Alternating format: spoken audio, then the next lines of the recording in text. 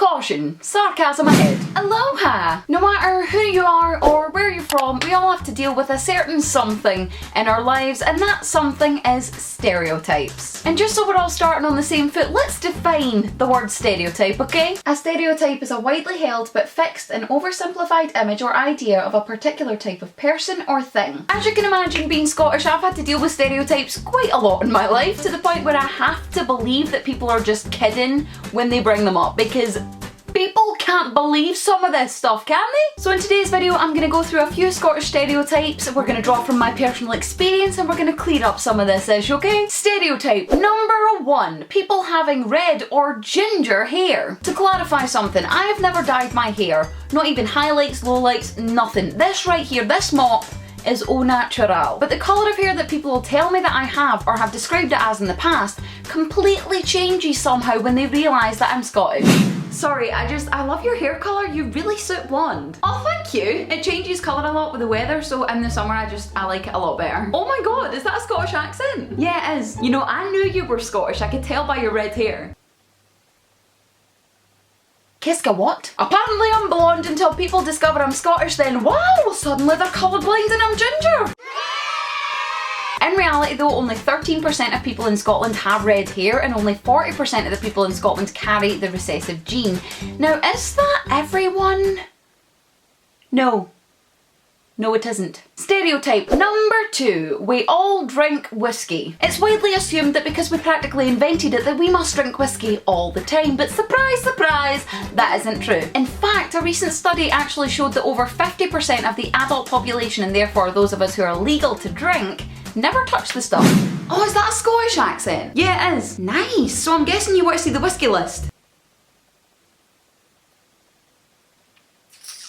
Also, the drunk stereotype of Scottish people sucks. I'm not a big drinker. A few drinks on a special occasion or for a particular reason, like, yeah, but other than that, not so much. So to have it assumed that I'm going to be one of those people wherever I go out for a couple of drinks or going to a club or whatever, who can't handle a drink, gets really violent and just causes issues for people, is quite annoying. Stereotype number 3. All of our accents sound the same. Now, I've separated this into other things that I want to talk about that really grind my gears, because I think if I had to talk about them all at length together, I might fling myself out that window. Other places in the world seem to think that all Scottish people sound like the saturated stereotype that they have been drip-fed ever so nicely through various media. So when they suddenly meet someone who doesn't fit into that, they're not very Scottish. Someone's ability or inability to fit into your little cookie cutter mould of what you think being Scottish is doesn't determine whether they are or not. You're talking bollocks. A common mistake with accents as well is when people try to use the word Scottish as kind of like a descriptive. So they'll say, oh, your accent doesn't sound as Scottish as this person, where what you mean to say is your accent doesn't sound as broad as this person. It doesn't mean that they're more Scottish than you, it just means that their accent is more broad than yours. Whenever people start saying that kind of thing, I'm over here like, I'm still Scottish, last time I checked, do you want a freaking blood sample to prove it? Then you've got the dialect police. Now they're an interesting breed. These are the people who are just too nice to say that there's one Scottish accent, so instead they'll say there's 4. It's alright, we're not trying to stereotype you or put you all into one group, we're just gonna put you into 4, is that better? No.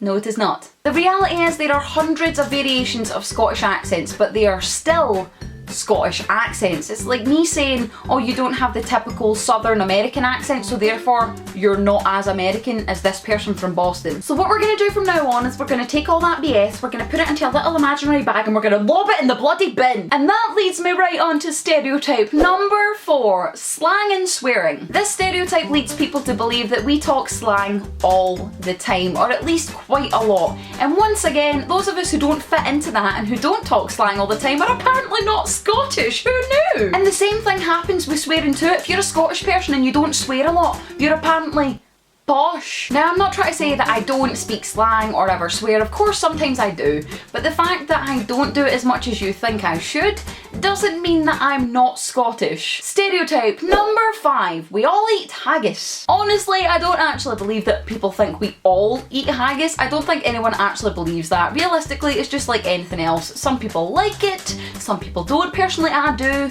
I rate a wee bit of haggis, but definitely not as much as people think I do. Or definitely not as much as people like to assume that we do. It's the equivalent of saying all Americans eat Taco Bell, and that ain't true either. Truth be told though, haggis is really more of a legend in Scotland as opposed to a stereotype. You see, haggis is actually an animal. They tend to stick to hilly kind of areas, pretty much like in the area that I stay in. They're very small. They have like an abnormality in their legs, like one side grows slightly longer and it's almost like they walk slightly lopsided, and that's why they tend to stick to hilly areas, because it's just easier for them to walk on areas that are like slanted. Very shy animals, you tend not to see them very often. If they are spotted, they just tend to like walk in circles, like around hills and stuff like that, and they tend to stick together in that kind of circle. And this is where like you get a lot of controversy, because I tend to prefer the taste of an anti-clockwise haggis, but then you've got people who seem to think that clockwise haggises taste better. Haggis problems. Stereotype number 6. I'm not going to do this anymore because it's going to need 2 hands. The fact that we all hate England. And this is one of the ones that just pisses me right off. I do like to assume or hope or pray deep down inside that people are kidding when they say stuff like,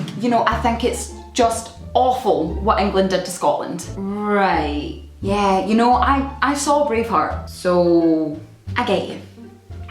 Hang on, so you're English and you're Scottish, so you two must not get along, right? So are Scots allowed to study in England?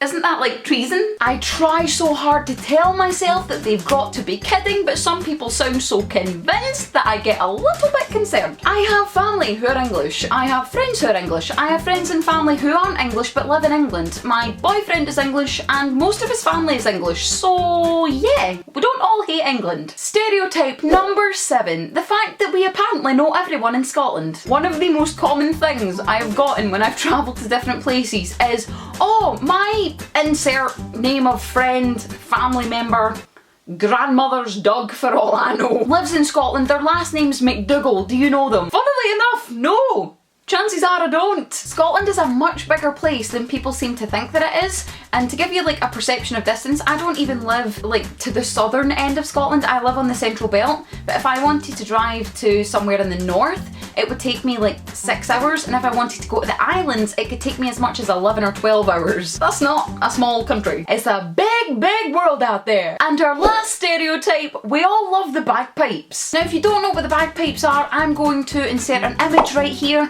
I'm going to have some bagpipes playing in the background very quietly in this video while I discuss this. It's basically a wind instrument. And now we're going to stop the bagpipe music.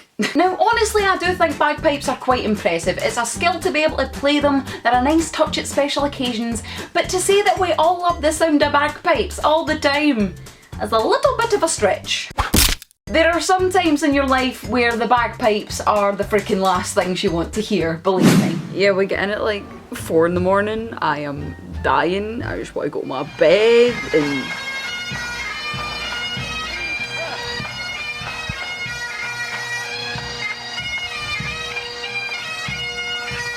There's a time and a place for bagpipes. So there you go, that is some truth and some personal stories about some Scottish stereotypes. Now I know there's loads that I left out and there's still loads more that I can talk about, so let me know in the comments if you liked this video and maybe I'll do a part 2. Also let me know in the comments what stereotypes about your nationality or country or whatever bother you sometimes. Other than that, if you would like to see more Scottish related videos that I've done, that playlist will be right up there. My mental health awareness and suicide prevention playlist will be right down there. The link to donate to the fundraiser for that is in the top line of the description. All my social medias is down there as well. Go follow me, say hi, all that good fun stuff. But other than that, I hope you enjoyed this video. If you did, give it a big one of these, leave one of those, click subscribe. Much love you guys, and I shall see you all very soon. Bye!